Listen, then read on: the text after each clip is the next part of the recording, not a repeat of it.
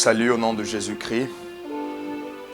Je viens par l'entremise de notre structure ATK Édification avec Aristoni Katumbayi que je suis pour un message comme on a l'habitude de le faire. Cette fois-ci, nous serons dans notre rubrique de termes de la Bible.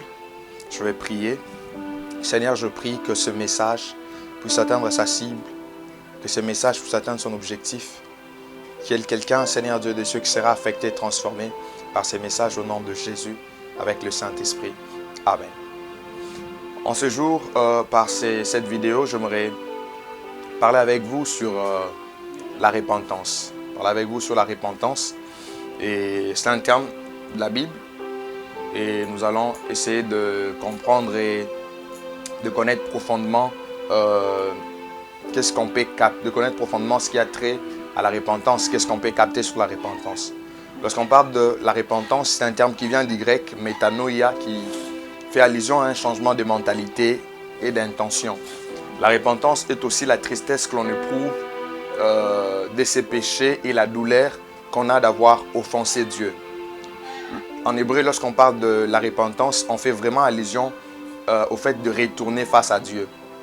Et il faut aussi savoir que la repentance est l'acte par lequel on change d'avis concernant une action ou une attitude que l'on reconnaît être un péché et l'on prend la décision de s'en détourner et de l'abandonner complètement.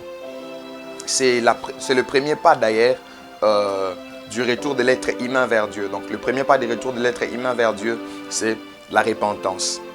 Et comme vous pouvez le voir dans 1 Jean chapitre 1 verset 19, verset 9, la Bible nous fait comprendre que si nous confessons nos péchés, il est juste et fidèle pour nous les pardonner et nous purifier de toute iniquité. Et dans Proverbe chapitre 28 verset 13, la Bible dit: si nous cachons nos transgressions, celui qui cache ses transgressions ne prospère point, mais celui qui les avoue et les délaisse obtient miséricorde. Et avec ces textes, j'aimerais déjà nous dire que la repentance est souvent accompagnée de la confession. Et lorsqu'on parle de la confession de péché, c'est juste l'acte par lequel on exprime son accord avec Dieu, qu'on a mal agi et qu'on a péché. C'est cela la confession. Alors, une question qui peut nous venir en esprit en parlant de la repentance, on peut se dire qui a forcément besoin de la repentance. Alors, premièrement, celui qui a besoin de la repentance, c'est celui qui est un païen, celui qui ne connaît pas Dieu, celui qui est un non-croyant, celui qui n'est pas chrétien, celui qui n'a jamais pris la décision de suivre Christ comme son Seigneur et Sauveur. Cette personne a besoin de la repentance pour qu'il puisse se tourner ou retourner vers Dieu afin d'avoir la vie. Mais secondement, la repentance peut aussi concerner les chrétiens. Ça, c'est dans un sens un peu plus large. Et ici, les chrétiens, c'est lorsque le chrétien se rend compte qu'il a péché. Il se rend compte qu'il a péché et il confesse son péché à Dieu. Donc, c'est parce que le chrétien, en quelque sorte, il est appelé à persévérer dans une attitude de repentance. Donc, c'est-à-dire en tant que chrétien, quand je me rends compte que je suis tombé, parce que la nuance qu'il y a entre les chrétiens et les non-chrétiens, c'est que celui qui est né de Dieu, qui est chrétien, ne vit plus dans le péché. Mais le péché est un accident. S'il commet cet accident, il rentre vers Dieu, il demande pardon, il reprend sa route ou son chemin. Normalement, il s'écarte, il ne voudra plus tomber dans la chose. Et ceux qui ne connaissent pas Dieu vivent dans le péché, cela ne leur dérange pas, cela ne leur tourmente pas. Et ce sont les chrétiens qui doivent demeurer dans cet état de repentance continuelle. Mais lorsqu'on n'est pas encore chrétien, on doit se repentir du plus profond de notre cœur et donner la vie à Jésus. Donc voilà un peu ce qu'on peut dire sur les personnes qui ont besoin de la repentance. Mais premièrement, il s'agit de personnes qui ne connaissent pas Dieu. Alors, j'aimerais énoncer certaines choses à savoir sur la repentance. J'aimerais nous dire ceci, que la repentance est le tout premier message et la base même de l'évangile. La repentance, c'est le tout premier message et la base même de l'évangile. Pourquoi nous sommes en train de le dire? Vous remarquerez que Jésus-Christ, notre Seigneur, lorsqu'il a commencé son ministère, en commençant son ministère, le premier message qu'il a prêché, c'était le message de la repentance. Jetez un coup d'œil sur Matthieu chapitre 3. Non, pas d'abord Jésus-Christ, Jean-Baptiste. Matthieu chapitre 3, le verset 2. Il a commencé par annoncer la repentance. Et lorsqu'il a introduit notre Seigneur Jésus, et Jésus, lorsqu'il vient aussi, le premier message après son baptême, le message que Christ a donné, c'est le message de la repentance. Matthieu chapitre 4, le verset 17. Une autre chose à savoir, c'est que la repentance est la première étape pour entrer dans le royaume de Dieu. Donc pour entrer dans le royaume de Dieu, la première étape c'est la repentance. Si tu ne passes pas par la repentance, tu n'entreras jamais dans le royaume de Dieu. La repentance est indispensable pour la nouvelle naissance. C'est-à-dire, quelqu'un ne peut naître d'esprit, ne peut naître réellement d'esprit ou naître de nouveau que si c'est repenti. Ce qu'il faut encore savoir sur la repentance, c'est qu'elle commence par une tristesse que l'on ressent d'avoir offensé Dieu. L'apôtre Paul en parle dans 2 Corinthiens chapitre 7, verset 10. Et c'est cette tristesse que le Saint-Esprit crée qui nous pousse à la repentance. La repentance est individuelle. Romains chapitre 10, le verset 10. La Bible dit, si tu confesses de ta bouche le Seigneur Jésus et si tu crois dans ton cœur que Dieu l'a ressuscité de mort, tu seras sauvé. Il n'est pas question de nous, il n'est pas question de vous, mais il est question de toi.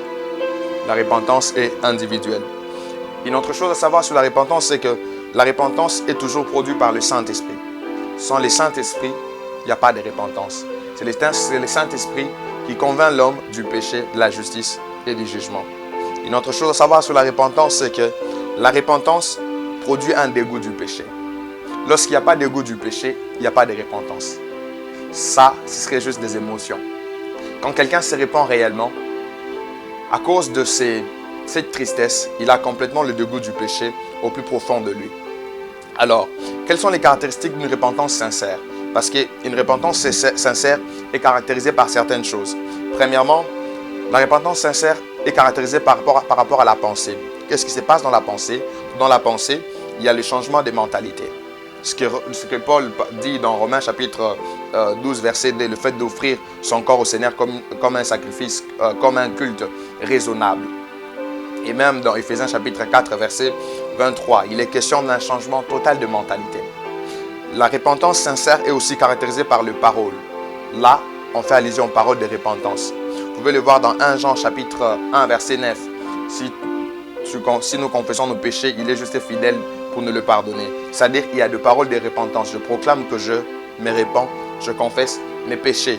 En conformité avec Proverbe 28, verset 13, et même avec Matthieu chapitre 12, verset 34 à 36, parce que c'est de l'abondance du cœur que la bouche parle. Donc, si réellement au plus profond de moi, je me suis repenti, je vais l'exprimer. Et même conformément avec Romains chapitre 9, chapitre 10, verset 9 à 11, lorsque je me répands, je confesserai mon péché. Si je confesse mon péché, si tu confesses de ta bouche le Seigneur Jésus, et tu crois que Dieu l'a ressuscité de mort, tu seras sauvé. Une autre caractéristique de la repentance sincère, c'est qu'elle est caractérisée par les actes. Il y a les actes de repentance ou le fruit digne de la repentance. On peut les voir dans Luc chapitre 3, verset 8. Même Luc 19, verset 13 à 14. Même Acte 26, 20. L'apôtre Paul en parle. Il parle de fruit digne de la repentance. Comment est-ce qu'il a prêché l'évangile et le fruit digne de la repentance? Lorsque tu te répands sincèrement, cela est caractérisé premièrement par ta pensée, secondement par tes paroles et tertio par tes actes. Quelqu'un qui s'est réellement repenti, même ses actes le prouvent. Lorsque les actes ne prouvent pas, c'est-à-dire qu'il n'y a pas eu de repentance. Parce que, souvenez-vous de ce qu'on a dit, lorsqu'on se répand, on a les dégoûts du péché. Alors, avant de clôturer ces messages, j'aimerais nous donner l'importance de la repentance. En quoi la repentance est-il importante? Elle nous donne l'accès pour la foi en Jésus-Christ comme Seigneur et Sauveur. C'est-à-dire, c'est lorsqu'on se répand qu'on a accès au fait de croire en Jésus comme Seigneur et Sauveur. Donc cela est toujours précédé de la repentance. L'autre avantage, c'est que la repentance nous permet de faire un retour à Dieu pour une relation, une communion spirituelle. Ça, c'est capital.